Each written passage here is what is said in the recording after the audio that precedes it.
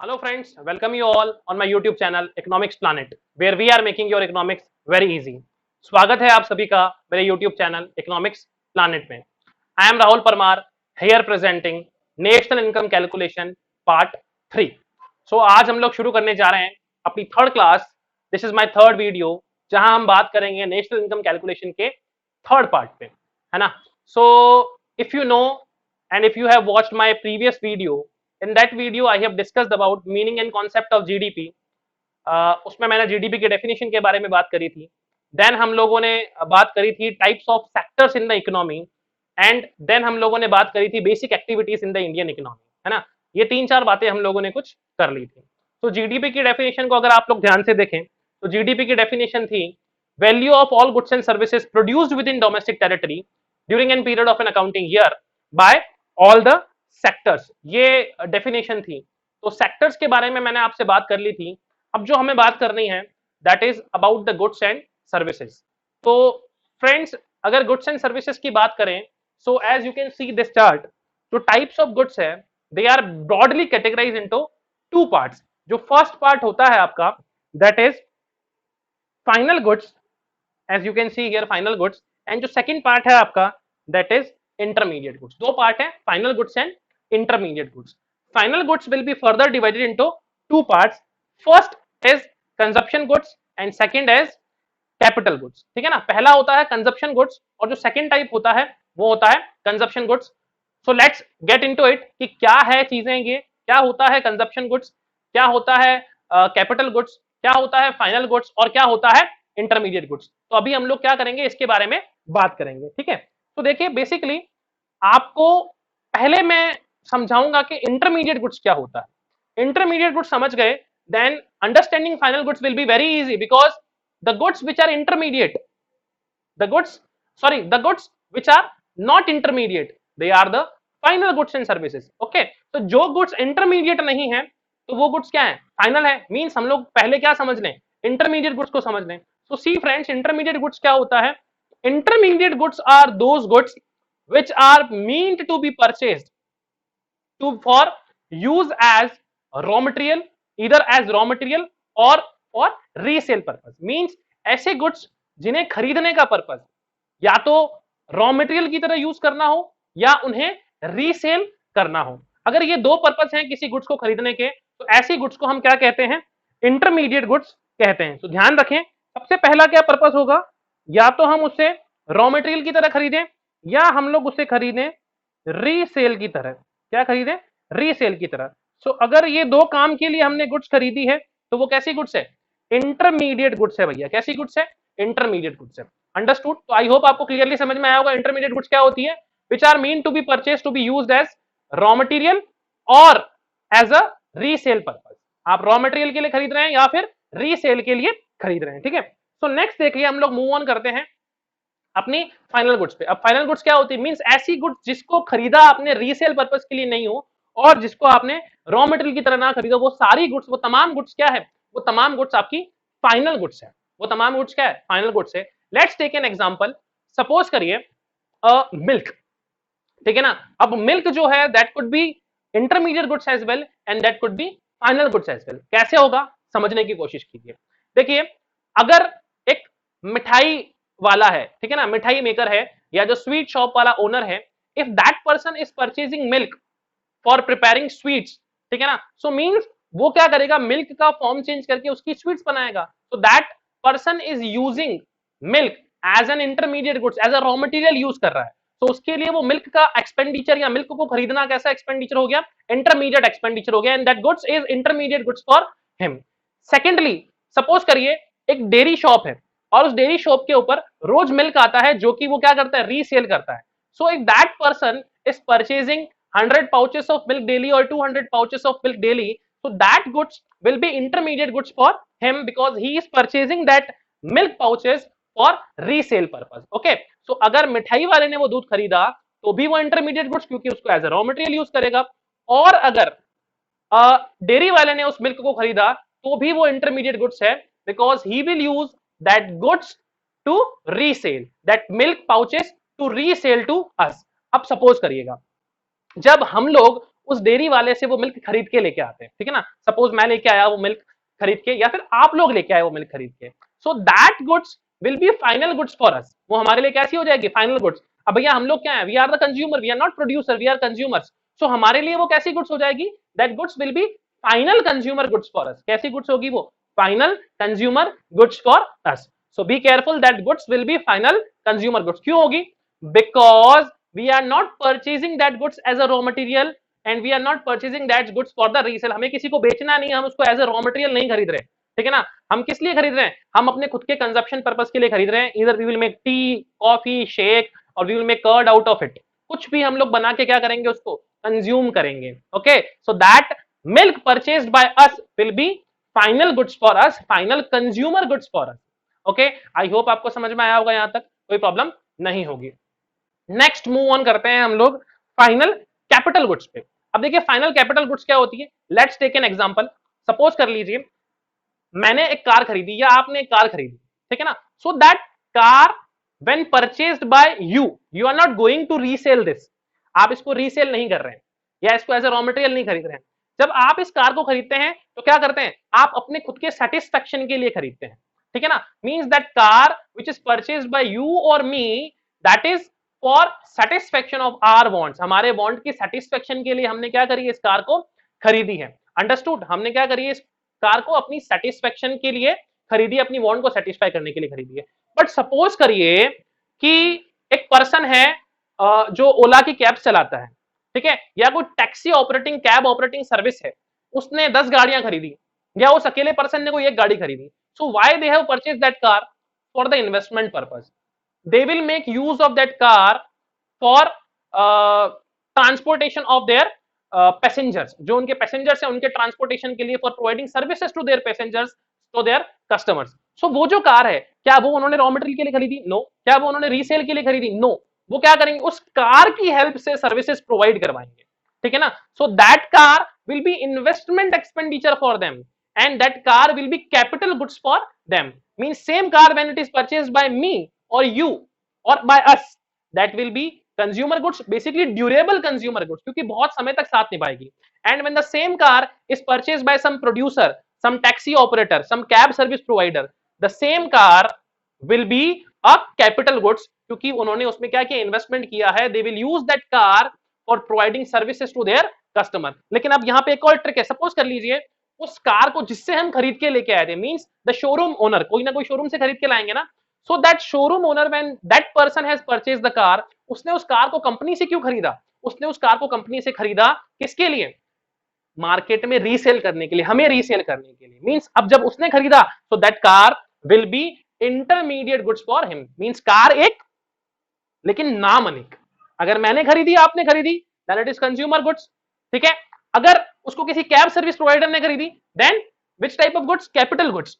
लेकिन अगर उसको उस कार रीसेलर ने खरीदी, शोरूम ओनर ने खरीदी, then it will be a intermediate good.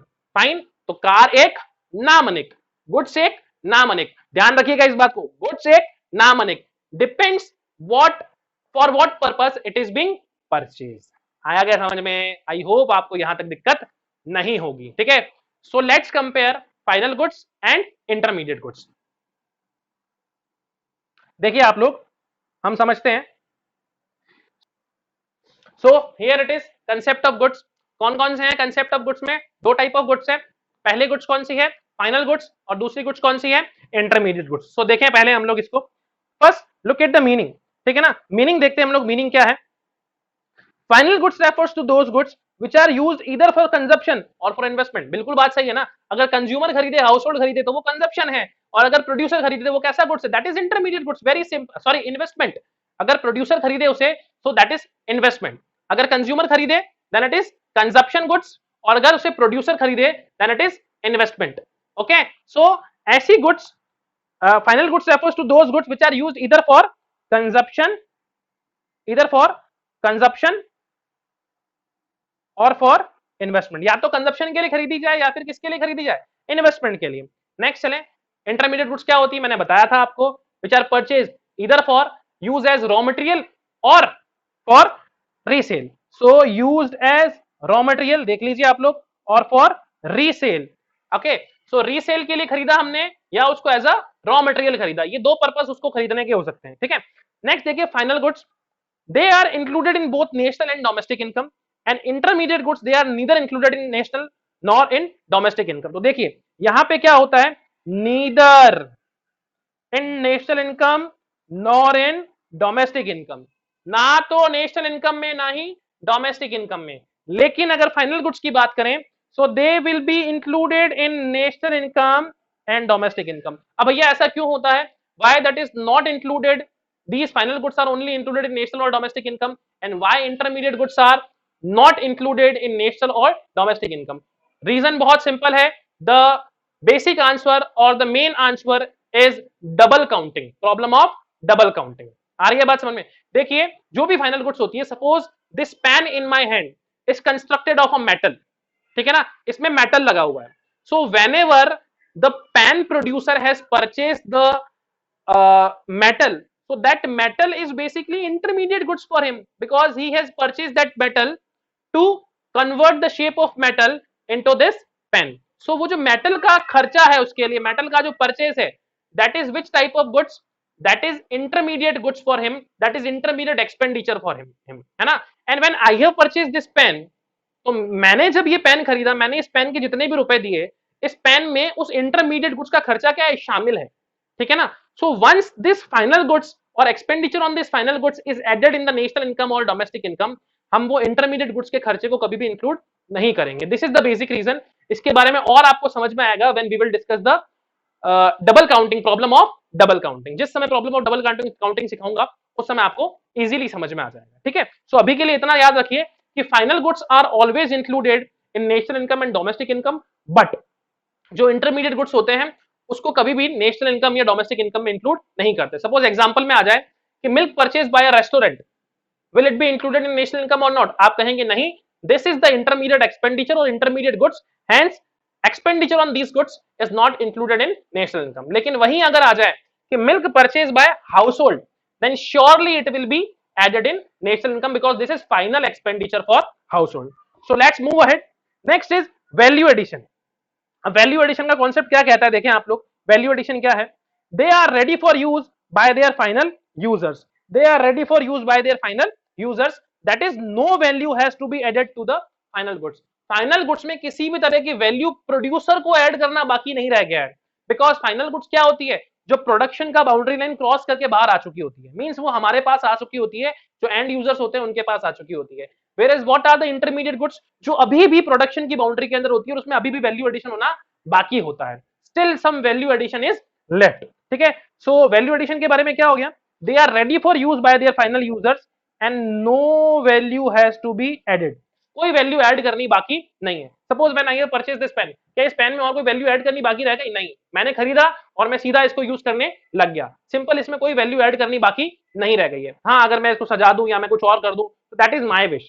ऐसी हम लोग मिल्क खरीद के लेके आते हैं, हम मिल्क को एज इट इज कंज्यूम कर सकते हैं, ठीक है ना, बट हम उसकी टी बनाते हैं, कॉफी बनाते हैं, शेक्स बनाते हैं, that all depends on us. लेकिन जब वही मिल्क वो जो रीसेलर खरीदता है, क्या वो कुछ नहीं करता उसके साथ में? Naturally he is doing something, he is purchasing that milk from the wholesaler and selling it to you. उसका इंटेंशन क्या है? उसका इंटेंशन है उसमें प्रॉफिट ऐड करना, अपनी रिटेलर सर्विसेज प्रोवाइड करवाना। सो उस मिल्क में कोई वैल्यू एडिशन होना बाकी है, ठीक है ना। So they are not ready for use, है ना। आप अगर होलसेलर के पास जाएंगे, naturally wholesaler will not provide you at that cost, तो आपको खरीदना कहां से पड़ेगा? आपको रिटेलर से ही खरीदना पड़ेगा। तो some value has to be added to the intermediate goods, उसमें कुछ ना कुछ वैल्यू ऐड होना बाकी होता है, कुछ ना कुछ वैल्यू ऐड होना बाकी होता है। मान लीजिए मैं एग्जांपल लेता हूं शुगर केन का, आपको शुगर केन का जूस पीना है, तो what you people are doing, you are going to the sugar cane juice shop और सेंटर, आप वहां उसको बोलते भैया शुगर केन जूस का एक ग्लास दे दो। What that person will do, sugar cane को शुगर केन क्रशिंग मशीन में डालेगा and he will take out some juice out of it and will provide it to you. तो the sugar cane which he has purchased, ठीक है ना, क्या वो final goods है? नहीं, क्योंकि उसको उसने किस पर्पस के लिए खरीदा है? For extracting juice from that sugar cane, ठीक है, उसको उसने शुगर केन का जूस निकालने के लिए खरीदा। So that goods was not ready to be used by the final users. Final user उसको किस फॉर्म में यूज करेगा? जूस फॉर्म में यूज करेगा। आ गई बात समझ में? तो ध्यान रखिएगा। Next is production boundary. Production boundary का मींस क्या होता है? प्रोडक्शन बाउंड्री का मींस हो गया प्राइमरी सेक्टर, सेकेंडरी सेक्टर और टर्शरी सेक्टर। अगर टर्शरी सेक्टर, प्राइमरी सेक्टर या सेकेंडरी सेक्टर, इन तीनों में से किसी के पास भी कोई भी गुड्स अवेलेबल है तो वो सारी गुड्स बेसिकली क्या होती है, इंटरमीडिएट गुड्स होती है ना। प्रोसेस के अंदर अगर कोई भी गुड्स बाकी है अभी तक स्टिल टर्शरी सेक्टर, ठीक है ना, तो सारी गुड्स क्या है, इंटरमीडिएट गुड्स है। जैसे ही टर्शरी सेक्टर से वो गुड्स बाहर आ गई तो वैसे ही क्या कर लिया उसने, बाउंड्री लाइन को क्रॉस कर लिया। सपोज करिए एक फार्मर है, उसने सीड्स परचेज किए, ठीक है ना, सीड्स को जमीन में बोया, उससे पौधा बना, पौधे से वीट निकल के आए, उस वीट को उसने फ्लावर मिलर को, अब ये फार्मर के सेक्टर का पार्ट था, प्राइमरी सेक्टर का, उस वीट को उसने फ्लावर मिलर को यानी सेकेंडरी सेक्टर में प्रोसेस करने के लिए क्या कर दिया, भेज दिया। सेकेंडरी सेक्टर ने उसे खरीदा। अब सेकेंडरी सेक्टर के लिए वो वीट क्या था, इंटरमीडिएट गुड्स था। क्या था, इंटरमीडिएट गुड्स था, क्योंकि अभी भी उस पर प्रोसेसिंग होगी। क्या होगी, उस पर प्रोसेसिंग कुछ ना कुछ होगी। When that wheat will be processed तो क्या बन जाएगा, फ्लावर बन जाएगा। अब वो क्या करेगा, वीट जो फ्लावर मिलर है वो उस फ्लावर को लोगों को बेचेगा, या तो लोगों को बेचेगा या अगेन किसी फैक्ट्री को बेचेगा। लोग कौन, हम लोग। हम अगर खरीद के लेके आ जाते हैं अपने घर पे, मींस अब उस वीट को या उस वीट से निकले हुए फ्लावर को, ठीक है ना प्राइमरी सेक्टर के पास है, ना सेकेंडरी सेक्टर के पास है, ना टर्शरी सेक्टर के पास है, किसके पास है, हमारे पास है। मींस उस जो फ्लावर था, वीट का जो शेप चेंज हुआ फ्लावर के अंदर, तो उस वीट ने फ्लावर बन के अपनी बाउंड्री लाइन क्या कर दी, क्रॉस कर दी। हो सकता है अगर आप नहीं लेके आते तो उसको कोई ब्रेड मेकर लेके जाता है ना, तो उससे क्या करता, वो ब्रेड बनाता, और आप उस ब्रेड को खरीद के लेके आते। यानी उस वीट का फॉर्म चेंज हुआ फ्लावर में, फ्लावर का फॉर्म चेंज हुआ ब्रेड में, and you are purchasing that bread. तो ब्रेड ने क्या करी, बाउंड्री लाइन क्रॉस कर ली। आ गई बात समझ में। अब मान लीजिए आपने डायरेक्टली बेकरी से नहीं खरीदी, किसी और थर्ड पर्सन से, ठीक है ना, वो बेकरी वाला ने किसी रिटेलर को बेची और आप उस रिटेलर से खरीद के लेके आए, तो वो बाउंड्री लाइन से आउट कब हुई, when retailer has sold that bread to you, तब जाके वो आपके लिए क्या बनेगी, फाइनल गुड्स बनेगी। तो फाइनल गुड्स क्या होती है, final goods are basically those goods which are ready to be used by their final users and they have crossed the boundary line. या तो प्राइमरी सेक्टर से बाउंड्री लाइन क्रॉस कर ली, अब सेकेंडरी टर्शरी के पास नहीं जाएगी अगर आप डायरेक्ट फार्मर से वीट लेके आ जाओ तो, या सेकेंडरी सेक्टर जो चक्की वाला है आप उससे डायरेक्टली वीट लेके आ जाओ, फ्लावर लेके आ जाओ तो, और या फिर जो रिटेलर है जो फ्लावर बेचता है या ब्रेड बना के बेचता है आप उससे ब्रेड लेके आ जाओ तो, कुछ भी हो सकता है। जैसे ही उन्होंने प्राइमरी सेक्टर, सेकेंडरी सेक्टर और टर्शरी सेक्टर, जैसे ही उन्होंने प्राइमरी सेक्टर, सेकेंडरी सेक्टर और टर्शरी सेक्टर छोड़ा, वो गुड्स क्या बन गई, आपके लिए फाइनल गुड्स बन गई। Means that goods has crossed the boundary line. Intermediate goods, that goods is with in the production boundary, that goods is with in the production boundary. मैंने जस्ट अभी आपको एक्सप्लेन किया है कि प्रोडक्शन बाउंड्री का मतलब प्राइमरी सेक्टर, सेकेंडरी सेक्टर या tertiary sector, किसी के पास भी अगर गुड्स पड़ी है means that goods is with in the boundary, और तभी उनके लिए वो क्या होगी, इंटरमीडिएट होगी। जैसे ही हम खरीदेंगे तो हमारे लिए क्या हो जाएगा, फाइनल गुड्स। नेक्स्ट है एग्जांपल देखिए, milk purchase by household for consumption. मैं आपको बता चुका हूं already, milk purchase by household for consumption, है ना, ऑलरेडी बता चुका हूं। Then milk used in dairy shop for resale, ये भी बता चुका मैं, या रीसेल पर्पस के लिए हो या रॉ मटेरियल के लिए हो, तो वो कुछ कैसा होता है, that goods is basically the intermediate goods, ठीक है ना। Coal used in factory for further production, तो कोल को किसके लिए यूज कर रहे हैं, एनर्जी के लिए, पावर के लिए। नेक्स्ट होता है आपका car purchase as an investment, ठीक है, तो अगर आप खुद कार परचेज करते हैं एज एन इन्वेस्टमेंट तो आपके लिए कैसी गुड्स है, फाइनल गुड्स। फाइन, तो आई होप यहां तक आपको समझ में आया, आपको कोई परेशानी नहीं होगी। तो नेक्स्ट चलते हैं हम लोग अपने नेक्स्ट टॉपिक पे, देखिए क्या है। नेक्स्ट है आपका final goods, consumption goods and capital goods. अब जो फाइनल गुड्स के अपन ने ऊपर पहले दो टाइप देखे थे, consumption goods and capital goods, उसमें से हम अभी पहले बात कर रहे हैं कंजप्शन गुड्स के बारे में। कंजप्शन गुड्स क्या थी, those final goods which are purchased by the consumers. अब कंज्यूमर कौन कौन हो सकता है, हाउस होल्ड हो सकते हैं, गवर्नमेंट हो सकती है, एनजीओ हो सकती है, these are basically known as the consumers, ठीक है ना। तो ये लोग जब इन चीजों को खरीदेंगे तो इनका जो एक्सपेंडिचर होगा वो क्या कहलाएगा, कंजप्शन एक्सपेंडिचर कहलाएगा, ठीक है ना। तो कंजप्शन गुड्स क्या होती है, consumption goods refers to those goods which directly satisfies the human want, जो आपकी वांट को डायरेक्टली क्या करे, सेटिस्फाई करे। सपोज ये पेन मेरी वांट को डायरेक्टली सेटिस्फाई कर रहा है, आ रही है बात समझ में। ये मोबाइल या ये कैमरा जिससे मैं वीडियो रिकॉर्ड कर रहा हूं, ये मेरी वांट को डायरेक्टली क्या कर रहा है, सेटिस्फाई कर रहा है। इलेक्ट्रिसिटी जिससे कि फैन चल रहा है, वो इलेक्ट्रिसिटी की जो सर्विसेज है वो मेरी वांट को क्या कर रही है, डायरेक्टली सेटिस्फाई कर रही है। तो these goods are basically known as consumption goods. अब देखिए कंजप्शन गुड्स की चार कैटेगरीज होती है।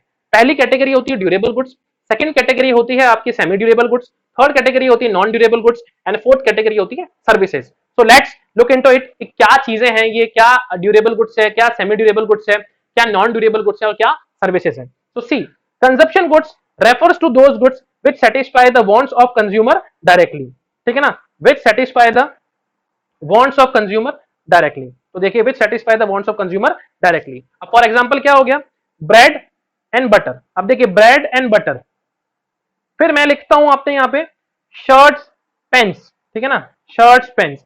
फिर यहाँ पे एक और कैटेगरी आ गई टेलीविजन एंड फर्नीचर। ये तीन अलग अलग टाइप की कैटेगरीज है ना। तो देखिए ब्रेड एंड बटर किस टाइप की गुड्स हैं, आप एक बार कंज्यूम करेंगे और खत्म हो जाएगी, means that will give you single type of satisfaction. एक बार कंज्यूम किया, सिंगल यूज कंज्यूमर गुड्स का है, वन टाइम सेटिस्फेक्शन देगी। ब्रेड खाई, खाया पिया हजम, बटर लगा के खाया, उसके ऊपर खाया पिया हजम, वापस यूज कर पाओगे क्या उसी बटर को? नॉट पॉसिबल भैया।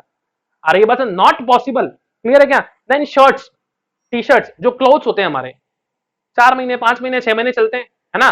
पेन चलता जाएगा घिसता जाएगा, चलता जाएगा घिसता जाएगा, ठीक है, बार बार काम नहीं ले सकते उसको। नेक्स्ट टेलीविजन एंड फर्नीचर, 2 साल 3 साल 4 साल 5 साल 10 साल चलता है। कार, बाइक, एसी, रेफ्रिजरेटर, है ना, ये सारी चीजें थोड़े लंबे समय तक चलती है, ठीक है। सो हर गुड्स की कैटेगरी क्या है, अलग अलग है। कोई एक ही बार में खत्म हो रहा है, कोई थोड़ा 5-6 महीने तक चल रहा है, कोई साल 2 साल 10 साल तक चल रहा है। So every goods has different type of life span. हो गई बात समझ में? तो यहां पे हम इस लाइफ स्पान के बेसिस के ऊपर गुड्स को क्या कर रहे हैं, 4 कैटेगरीज के अंदर बेसिकली बांट रहे हैं। देखिए सबसे पहली कैटेगरी क्या है, सबसे पहली कैटेगरी है आपकी ड्यूरेबल गुड्स। क्या है? Durable goods. अब ड्यूरेबल गुड्स क्या होती है? देखिए ड्यूरेबल गुड्स होती है, it refers to those goods which can be used again and again, used again and again, ठीक है ना, बार बार जिसको हम यूज कर पाए, ठीक है ना। आपकी बाइक है, बार बार यूज कर पा रहे हो, फर्नीचर को मल्टीपल टाइम यूज कर पा रहे हो, ठीक है ना। आप अपने मोबाइल फोन को भी मल्टीपल यूज कर पा रहे हो, ठीक है। लेकिन मोबाइल फोन की लाइफ जो है आज के टाइम पे बहुत कम हो चुकी है, साल 2 साल हार्डली होती है वो लाइफ, ठीक है ना, क्लियर। आप अपनी कार है जिसको बार बार यूज कर पा रहे हो, आपके घर में कोई स्टिचिंग मशीन पड़ी है उसको बार बार यूज कर पा रहे हो, वॉशिंग मशीन पड़ी है बार बार यूज कर पा रहे हो। So these goods are basically known as durable consumer goods. क्या कहते हैं इसे? ड्यूरेबल कंज्यूमर गुड्स कहते हैं, ठीक है। So over considerable period of time, for example television, refrigerator etcetera, मैं बात कर चुका हूं इसके बारे में आपके साथ। Next is semi durable goods. क्या होती हैं भैया?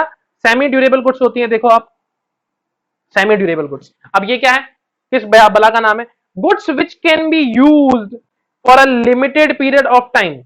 लिमिटेड पीरियड ऑफ टाइम का मतलब क्या हो गया? कुछ समय के लिए काम है, बहुत ज्यादा लंबी ना चले। जैसे शर्ट्स है ना, आपका हैंकी है, ट्राउजर्स आप जो कपड़े रेगुलर टाइम पे पहनते हो, कुछ एक्सेसरीज है आपकी जो कुछ समय में क्या हो जाती है, खराब हो जाती है, बहुत लंबा टाइम स्पान नहीं होता जिसका, है ना। तो ऐसी गुड्स को आप लोग क्या बोलते हो? सेमी ड्यूरेबल गुड्स बोलते हो, ठीक है ना। So which can be use for limited period of time are termed as semi durable goods. तो देखिए these goods have a life span of around 1 year. लगभग कितना होता है इनका लाइफ स्पान? Around 1 year. जैसे क्लोथ्स हो गया, क्रॉकरी हो गई, नेचुरली 5-6 महीने में, 2-3 महीने में कब चलेगा, टूट जाएगा, है ना। देन शूज हो गए आपके, वियर एंड टियर होता है, सोल घिस जाता है या उसका ऊपर का जो टेक्सचर होता है वो फट जाता है। These type of goods are basically known as semi durable goods. I hope understand हुआ होगा आपको, समझ में आया होगा आपको, ठीक है। नेक्स्ट देखें आप लोग, नेक्स्ट जो है that is non durable goods. कैसी गुड्स है? Non durable goods. अब नॉन ड्यूरेबल गुड्स क्या होती है? नॉन ड्यूरेबल गुड्स को आप लोग single use sorry consumer goods भी कह सकते हैं। क्या कह सकते हैं? सिंगल यूज कंज्यूमर गुड्स भी कह सकते हैं, ठीक है ना। एक बार कंज्यूम होगी और उसके बाद खत्म हो जाएगी, बार बार कंज्यूम नहीं होगी वो, ठीक है ना। तो goods which are used up in a single act of consumption. क्या है? Goods which are used up in single act of consumption are known as non durable goods. These goods can not be used more than once, they lose their identity. बहुत अच्छी बात है, देखो, they lose their identity in single act of consumption. इनकी identity एक बार में क्या हो जाती है? खत्म हो जाती है। आपने ब्रेड कंज्यूम करी, इनटेक करी, ब्रेड खत्म, क्या वो वापस यूज आएगी? नो। डिओड्रेंट आपने स्प्रे किया, क्या वो डिओड्रेंट जो उस डिओड्रेंट से निकला है, वो स्प्रे जो निकला है वहां से, क्या वो वापस आएगा? नहीं आएगा। सो means they ends up in the single act of consumption. एक बार में कंज्यूम किया, खत्म हो गया, ठीक है ना। पेपर नैपकिन जो आप लोग यूज करते हो शादी पार्टियों में, ठीक है ना, क्या वो वापस काम आता है? रीयूजेबल होता है? Naturally no. लेकिन जो हैंकरशिप हम लोग यूज करते हैं वो वॉश करके बार बार काम ले सकते हैं। अभी भैया कोरोना का पीरियड चल रहा है और आप देखिए reusable mask and non reusable mask, use and throw mask, 2 ply 3 ply जो सर्जिकल मास्क मिलते हैं, दे आर नॉट रीयूजेबल। एक बार लगाया फेंक दिया, ठीक है। So that is what kind of goods? Non durable goods. लेकिन दूसरे जो रीयूजेबल मास्क जिसे आप वॉश कर सकते हैं, बार बार काम में ले सकते हैं, दे आर सेमी ड्यूरेबल, थोड़ा सा लंबे समय तक चलेंगे। फाइन, चलिए आगे। नेक्स्ट होता है आपके पास में क्या? नेक्स्ट होता है सर्विसेज, ठीक है। तो नेक्स्ट इज सर्विसेज, ठीक है ना। Services refers to non material goods. बड़ी अच्छी बात कही इसने, क्या होती है सर्विसेज? सर्विसेज होती है नॉन मटेरियल गुड्स। गुड्स दिखती नहीं है, मटेरियलाइज नहीं होती, you can not touch that, you can not feel that, you can not see that. सिर्फ आप क्या कर सकते हो? When you are taking that services your wants will be satisfied. ठीक है ना। सबसे अच्छी बात बताता हूँ सर्विस की, अभी डेटा जिसकी हेल्प से आप पढ़ पा रहे हैं, जिसकी हेल्प से मैं अभी ये वीडियो अपलोड कर पा रहा हूँ, ठीक है ना, that is called as data. ठीक है ना। इंटरनेट डेटा, कैसी टेलीकम्युनिकेशन सर्विसेज है, डेटा सर्विसेज है। कई लोगों ने घर पे वाईफाई के कनेक्शन या ब्रॉडबैंड कनेक्शन लगाए होंगे। ठीक है। अमेजन प्राइम की सर्विसेज मिल रही है हमको, नई नई मूवीज, अभी गुलाबो सिताबो मूवी लॉन्च हुई, ठीक है, रिलीज हुई, किस पे रिलीज हुई, अमेजन प्राइम पे। ठीक है। तो दैट इज अ सर्विस, हम सबने देखी वो मूवी, नेटफ्लिक्स सर्विस है। These are called as services. Lawyer की सर्विसेज है, बैंकिंग की सर्विसेज है, शिपिंग की सर्विसेज है, इंटरनेट सर्विसेज है, टेलीकम्युनिकेशन सर्विसेज है। These are known as services, जो हमारी वांट्स को क्या करती है, सेटिस्फाई करती है। गुड्स नहीं होती, दिखती नहीं है, ठीक है ना, देख नहीं सकते हम लोग इसको, छू नहीं सकते, but we can feel it. ठीक है ना। Still our wants will be satisfied. ठीक है। So they are intangible activities, they can neither be seen not touched. For example services of teachers, मेरी सर्विसेज अभी आप क्या कर सकते हैं, टच नहीं कर सकते, सिर्फ अभी देख सक रहे हैं आप, महसूस कर सकते हैं। ठीक है ना। You can not touch me, ठीक है ना, but you can watch my lectures. ठीक है। So doctors, banks etcetera. आई बात समझ में। So these services are basically known as which type of service, consumer services जो है ये सर्विसेज के कैटेगरी में आती है। ठीक है। चलिए आपकी, so these are the services. चलिए आगे, नेक्स्ट हम लोग मूव ऑन करते हैं अपने कैपिटल गुड्स पे। तो देखिएगा कैपिटल गुड्स क्या होती है। See, capital goods are those final goods which help in production of other goods. बहुत इंपॉर्टेंट चीज है, those final goods which help in production of other goods, जो किसी दूसरे के प्रोडक्शन में क्या है, काम आए। For example plant and machinery, equipments etcetera, है ना। जो भी प्लांट एंड मशीनरी, इक्विपमेंट्स किसी प्रोड्यूसर को फर्दर गुड्स मैन्युफैक्चर करने में काम आते हैं, they are known as capital goods for them. आ गई बात समझ में। जैसे कि मैंने अभी आपसे बात की थी शुगर केन क्रशिंग मशीन, जिससे आपको वो शुगर केन जूस जो वाला जो पर्सन होता है वो शुगर केन का जूस निकाल के देता है। So that machine is basically called as invest that so that machine is called as capital goods for him. Okay, so some points about capital goods देखिए, they are used in further future for productive purposes and have expected lifetime of several years. ये चीजें future में क्या आती है, productive purpose के लिए काम आती है, और उनका एक्सपेक्टेड जो लाइफ टाइम होता है वो क्या होता है, बहुत साल होता है। ठीक है ना। बड़ी बड़ी मशीनें हैं, बॉयलर्स हैं, ठीक है ना, ये प्रिंटिंग मशीन्स हैं, बहुत सालों तक काम आ रही है। न्यूज़पेपर प्रिंटिंग मशीन से काफी सालों तक वो लोग उसको क्या करते हैं, काम में यूज लेते हैं। ठीक है। So these are which type of goods, these are the capital goods, बहुत सालों तक काम आएगी। अच्छा, अब ये जब इतनी बड़ी मशीन है तो इसमें घिसावट भी होगी, है ना, टेक्नोलॉजी चेंज होगा तो टेक्नोलॉजी एब्सोल्यूट भी होगी, तो इनमें क्या होता है, डेप्रिसिएशन भी लगता है। क्या लगता है, डेप्रिसिएशन भी लगता है। तो देखें आप, they do not lose their identity in the production process, they do not get merged in the process of production। ठीक है ना। अब सेकंड आइडेंटिटी क्या है, या सेकंड आपके पास में चीज क्या है, they do not get merged in the process of production। ना उनकी आइडेंटिटी खत्म होती है, ना वो किसी चीज के साथ मर्ज होती है। अब देखो अगेन मैं वही एग्जांपल ले रहा हूं शुगर केन क्रशिंग मशीन का। जब आप उस मशीन के अंदर शुगर केन डालती हो तो उस मशीन से क्या निकलता है, शुगर केन जूस निकलता है। क्या वो मशीन सबमर्ज होती है उस जूस में, नहीं ना, मशीन का अस्तित्व एज इट इज बना हुआ है। ठीक है ना। सिर्फ उस शुगर केन का अस्तित्व खत्म होता है और वो किस फॉर्म में आ जाता है, जूस फॉर्म में आ जाता है। ठीक है ना।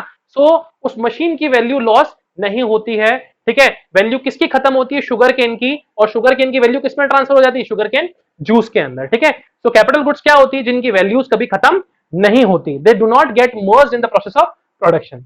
नेक्स्ट, दे नीड रिपेयर्स और रिप्लेसमेंट, मैंने जस्ट अभी बताया आपको। ठीक है, कि रिपेयर्स चाहिए उनको, रिप्लेसमेंट चाहिए, रीजन बीइंग उनमें वियर एंड टियर होता है, डेप्रिसिएशन लगता है उनका, as they depreciate over a period of time. Okay, next is fourth point, they have derived demand as their demand is derived from the demand of other goods. बड़ा अच्छा point है, ध्यान से समझना इस पॉइंट को कि डिराइव्ड डिमांड का मतलब क्या हुआ। ठीक है ना। देखिए हम एज अ कंज्यूमर क्या डिमांड करते हैं कि भाई गर्मी बहुत है, गन्ने का जूस पी लिया, शुगर केन जूस पी लिया। क्या हम ये बोलते हैं कि शुगर केन जूस की मशीन लेके आ जाए घर पे और हम लोग क्या करें, अपने पास उससे जूस निकालेंगे घर पे और हम लोग रोज जूस बना के पियेंगे? We are not doing it. ठीक है ना। तो हम इतना बड़ा इक्विपमेंट लेके घर पे नहीं आते, कमर्शियल इक्विपमेंट लेके नहीं आते। आ रही बात समझ? छोटा मोटा मिक्सर लेके आना is a different thing, but इतना बड़ा शुगर केन क्रशिंग मशीन लेके आना that is very different thing. तो we are not purchasing it, हम कभी उसको परचेज नहीं करते।